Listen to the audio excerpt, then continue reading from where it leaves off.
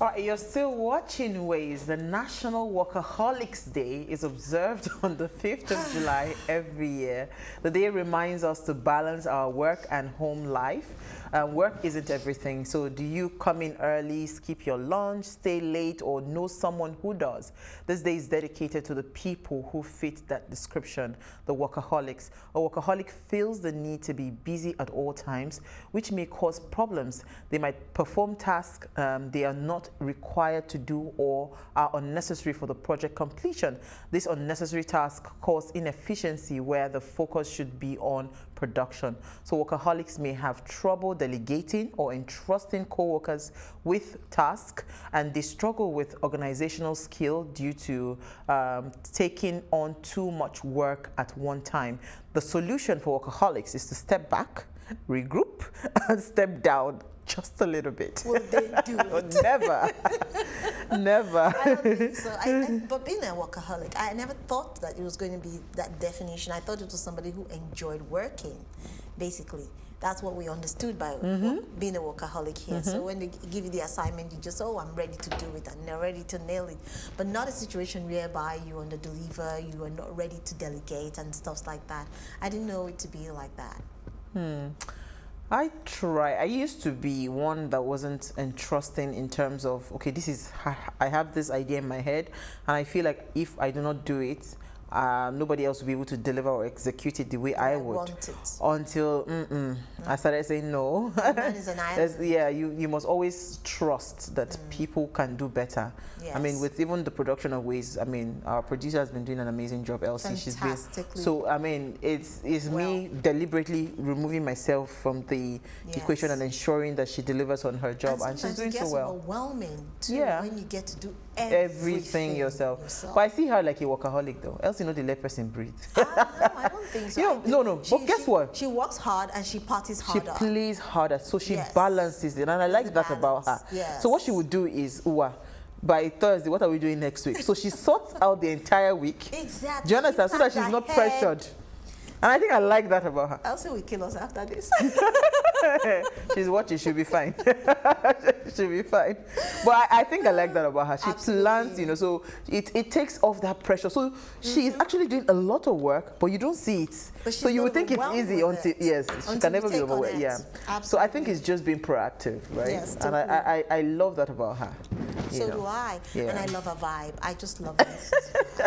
Her vibes kills me. All right, enough of our Elsie. By the way, she was supposed to be here.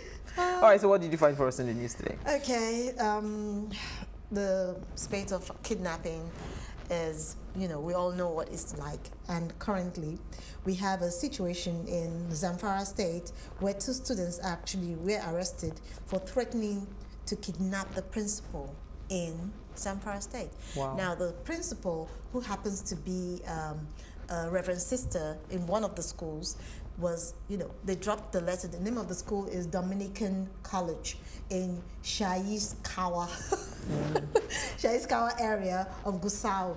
And they dropped the letter in a suggestion box for them to find. Now, the thing that is annoying me about this is that we all know that we have complained about the fact that, is it okay for us to glorify banditry? Is it okay for us to glorify the fact that people who are kidnappers, we give them some sort of validation, we support them, soft landing, there is no consequence, there's no accountability. And at the end of the day, what happens? This is the consequence, the result of it, basically. Now, this didn't only happen in Dominican College. It also happened in another school that is called Anka. In Dominican College, we had the student who was in SS3 doing this. Now, in the other school in Anka, which is also a federal government college, is an SS1 student that has done this. So what kind of values are the students in the North imbibing? What kind of values are they taking in on a day-to-day? Are they being recruited to, source for environments where they can actually, raise money and kidnap people, basically? Now, how do we tell the difference between the main bandits and those who are just doing it to, cause some sort of threat or cause some sort of ruckus in the school. That's interesting. Interesting that you're talking about school, because even tomorrow I think our conversation is centered around the new trends that are happening within the secondary school. And just to also mention, because now you said it just came to my mind. On Friday I took the story of the girl that died in school as a result of alleged probably rape or something in a school. What I forgot to mention, right, was the part of the school refuting. They actually said that no such thing like three staff had been sacked from the school for violating a student. So for sexual assault, yes, that nothing like that has happened in the school. Reported? So why they reported that I mean 3 staff had been sacked previously is what we also need to find out. Like I said on Friday, we'll keep putting our eyes. I am really keen on that story. We'll keep putting our eyes on that story that that I took for the school in Abuja. You know, so my story is actually very interesting. I mean, it's somehow tied to what you were saying about, you know, giving soft landing for bandits. So the Punch reported Soyinka saying there will be uproar if truth about Nnamdi Kanu's arrest comes out. Now, it says the Nobel laureate has warned that there will be a huge swag if truth about how the federal government had arrested the leader of the indigenous people of Biafra, that's Nnamdi Kanu. If that truth comes out, that there will be an uproar. And it says that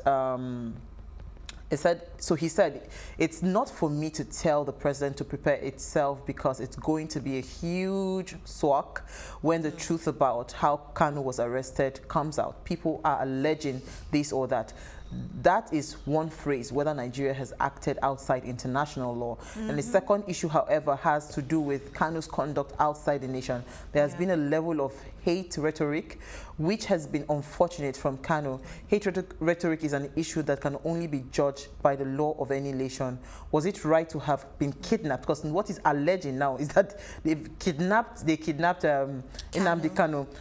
Was it right to have been kidnapped? You say intercepted as much as you want, but I think Kanu was kidnapped, and that is wrong internationally and morally. The government cannot wash itself clean on what seems to be a kind of comparative energy in pursuing the destabilized forces in the nation. And he also went ahead to talk about bandits, right? You know, why can't they use the same energy, you know, to pursue all these bandits and all the banditry and all of that they used in arresting Nnamdi Kanu.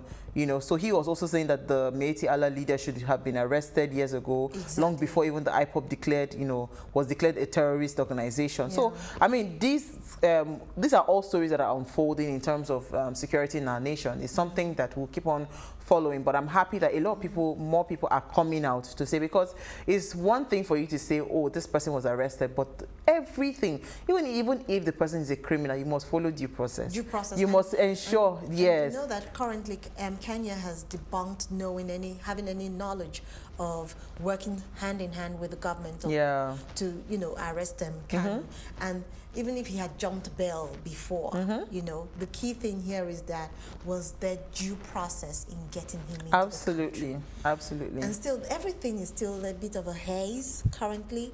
And I think also because Kanu hasn't even helped himself based on the hate rhetoric, which he actually spread when he was, you know, outside the country, basically. So to an extent, it's a bittersweet information for everyone involved. So we're just hoping, we'll keep our eyes on. I mean, there are so many stories that we're keeping our eyes on. There is so much happening. Honestly, Nigeria is just filled with a lot of happenings, you know. Drama country. Yeah. Right now. But this latest one now is the passing of the petroleum industry bill, which I am very, very happy to be learning about this evening. And we have our guests with us, but we'll do that right after the break. Please stay with us.